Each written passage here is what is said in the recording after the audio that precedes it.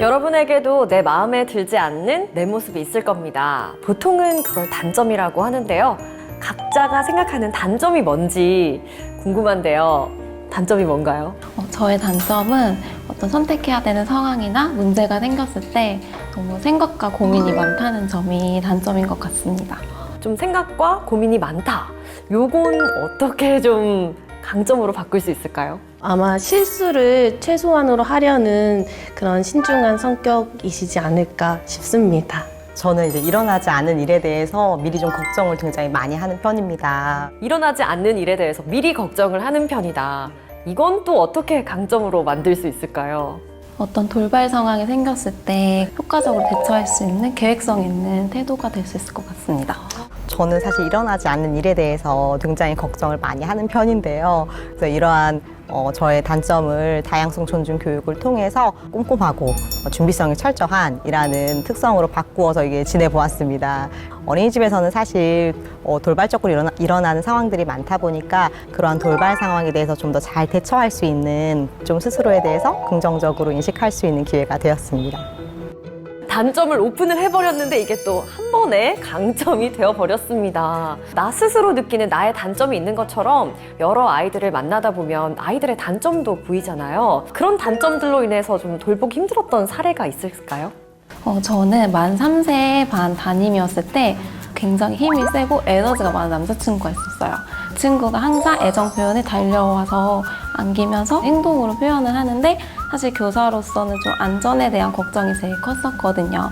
그 아이의 강점을 어떻게 생각할 수 있을까 하다가 우리 하다 보면 저희가 무거운 매트를 옮겨야 할 때가 있거든요.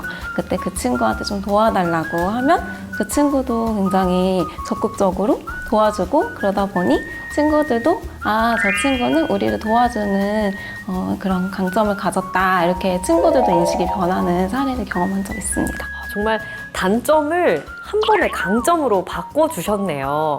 자기 주장이 강하고 산만한 특성을 보이는 아이들이 있습니다. 다양성 존중 교육을 통해서 아이에 대해서 바라보는 관점을 의사 표현이 정확하고 호기심이 많은 아이라고 이제 생각을 바꾸어서 함께 생활해 보았는데요. 마당에 나가서 곤충이라든지 곤충의 집을 찾아보는 그런 활동들이 진행이 되었어요. 이 아이 같은 경우는 교사나 다른 유아들이 찾아보지 못하는 곤충들을 굉장히 세심하게 발견을 하기도 하고 이런 곤충에 대한 정보를 친구들에게 굉장히 명확하게 잘 전달하는 모습을 보였어요.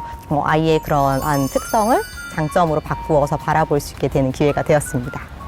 독특한 특성을 가진 영유아에 대해서 잘못된 것이 아니라 차이점으로 인식을 할 때 해당 아이나 좀 또래 친구들에게도 변화가 일어나나요?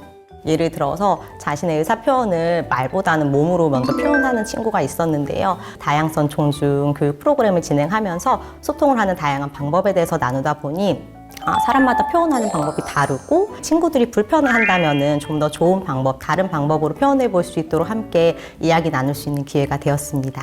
그 아이뿐만 아니라 이제 또래 친구들에게까지도 변화가 생기는 그런 계기가 되었네요. 제가 담임했던 친구 중에 굉장히 소극적이고 조용한 여자친구가 있었어요. 아이들도 너 빨리 얘기해, 왜 이렇게 답답해, 뭐 이렇게 얘기하더라고요. 근데 이제 시간을 주고 조금 기다려보면 그 아이의 이야기를 들을 수 있다는 것을 알게 되고 저부터 변화하니까 그 같이 생활하는 교실에서 지내는 친구들도 그 아이의 이야기를 좀 더 관심을 갖게 되는 그런 친구들의 변화도 보여졌던 것 같습니다. 지켜보시는 부모님들, 우리 아이 그리고 선생님들을 많이 존중하고 아껴주시기를 부탁드립니다. 오늘 함께해 주셔서 감사합니다. 감사합니다. 아이들을 바라보거나 대할 때 다수의 아이들에게 불편한 행동이 있다면 그 행동을 교사로서 수정해 줘야 되고 올바른 방향으로 지도해 줘야 된다고 생각하기는 했었어요. 하지만 다양성 존중 교육을 듣고 나서 저 행동이 왜 나에게 불편함으로 느껴졌을까? 왜 나는 저게 불편했을까를 돌이켜 생각해 보니 내가 형성하고 있는 가치관, 세상과는 다르기 때문에 그 행동을 불편함으로 보았구나라고 생각하게 되었습니다. 다름을 불편함으로 인식하는 속성 또한 제가 가지고 있는 본능적이고 무의식적인 편견임을 알 수 있게 되었습니다. 그래서 다양성 존중 교육은 이렇게 교사의 인식 변화와 편견에 대해서 다시 한번 인식할 수 있는 기회가 될 수 있다는 점이 가장 중요한 효과라고 생각합니다. 그 아이와 함께 교사가 1대1로 매칭돼서 내가 어렸을 때부터 성장했던 사진이나 스스로 만들었던 작품들을 보고 이야기 나누는 활동들이 있어요. 그 활동을 할 때 아이들이 선생님 데이트하는 것 같아요. 다음에 또 하자고 이렇게 이야기도 하곤 합니다. 그래서 그런 교육을 통해서 이 아이들이 자기의 이야기에 누군가가 이렇게 귀 기울여주는 경험이 얼마나 있을까라는 생각도 하게 되었고, 그런 기회를 통해서 이 아이들도 나중에 다른 누군가 이야기에 귀 기울이고 그 사람을 존중해주는 사람으로 성장할 수 있지 않을까라는 그런 기대와 효과가 있다고 생각합니다. 자신의 다양성과 고유성을 존중받고 충분히 놀이한 아이들은 자신을 사랑할 수 있게 되고, 이렇게 자신을 사랑한 아이들은 남에게 사랑을 나눠줄 수 있는 아이들이 될 것이라 생각합니다. 그리고 그런 아이들이 만들어가게 될 미래의 사회는 지금보다도 더 건강하고 행복하고 따뜻한 사회가 될 것으로 예상합니다. 그렇기에 다양성 존중 교육은 교사의 변화뿐만 아니라 교사의 변화를 넘어서 어린이의 삶의 형태의 변화, 그리고 그를 바라보는 학부모님들의 인식 변화, 그리고 그 아이들이 만들어가게 될 사회와 이 세상의 변화를 가져오는 세상을 바꾸는 시작점이라고 생각합니다.